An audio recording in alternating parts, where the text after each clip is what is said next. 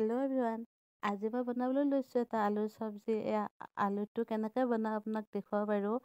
মই আলুখিনি ধুই এটা চচপেন এটাত মই দি দিলোঁ, সিজিবলৈ দিলোঁ। আলুখিনি সিজিব লাগিব, 15 মিনিটমান লাগিব বাৰু।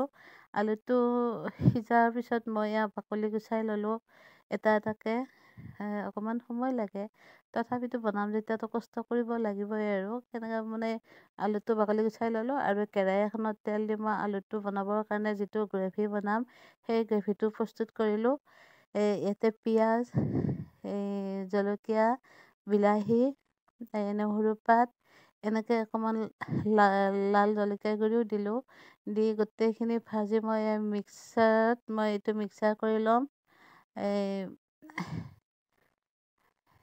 এইখিনিৰে মই আঞ্জাখন বনাম যেতিয়া মই এইখিনি যোগাৰ কৰি ল'লোঁ। এতিয়া মই কেৰাহীখন পাতি তাত মই অলপ তেল দি দিলোঁ আৰু মই পাঁচফোৰণ আৰু তেজপাতটো দি দিলোঁ। আৰু মই মটৰ আছিলে, কেঁচা মটৰ, সেইটো মটৰ মই ইয়াতে দি অকণমান ফ্ৰাই কৰি ল'ম।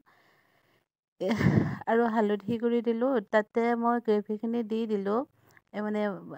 যিখিনি মই বনাম আৰু মই পিঁয়াজ, বিলাহী এনেকৈ যিখিনি বনাইছিলোঁ ইয়াত মই দি দিলোঁ। এইখিনি মই অকণমান ফ্ৰাই কৰিলোঁ।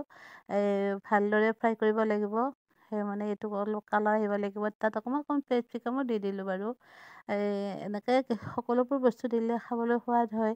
আৰু মই এতিয়া বইল আলুখিনি মই ইয়াতে দি আকৌ ভালদৰে মই ইয়াত ফ্ৰাই কৰিম। আগতে অকণমান ভাজি ল'ব লাগিছিলে, কিন্তু মই ভাজি নল'লোঁ, এলাহ লাগিলে আৰু। সেয়ে মই একেলগে দি দিলোঁ। এতিয়া মই ভাজিম। ইয়াতে জোখমতে নিমখটোও দি দিলোঁ আৰু জিৰা গুড়ি, ধনিয়া গুড়ি আৰু ইয়াতে অকণমান বাটাৰ দিলোঁ। বাটাৰ আৰু অকণমান ক্ৰীমো দিম, কাৰণ এইবিলাক দিলে অলপ আঞ্জাখন খাই ভাল লাগে, বহুত টেষ্টি হয়। খাবলৈ বহুত ভাল লাগে আৰু। সেইকাৰণে এইবিলাক দি বনাই থাকোঁ। নিৰামিষ খাব লাগে মাজে মাজে। আমি নিৰামিষ মই মাজে মাজে খাওঁ। মই বহুত মাছ মাংস ভাল নাপাওঁ, কিন্তু নিৰামিষেই মোৰ ভাল লাগে বাৰু। এনেকৈ খাওঁ। বনাওঁ আৰু এনেকৈ কিবা কিবি কৰি। এতিয়া মই এইখিনি বহুত সময় কম জুই দি অকণমান ভাজিলোঁ। ভজাৰ পিছত মই উতলা পানী আছিলে, পানীটো ইয়াতে দি দিলোঁ আৰু এতিয়া উতলিবলৈ দিম। আৰু এইটো সম্পূৰ্ণ গ্ৰেভি হ'ব লাগিব। ভালদৰে লাৰাচাৰা কৰি মই ইয়াতে এতিয়া মই ধনিয়াৰ পাত দি দিছোঁ।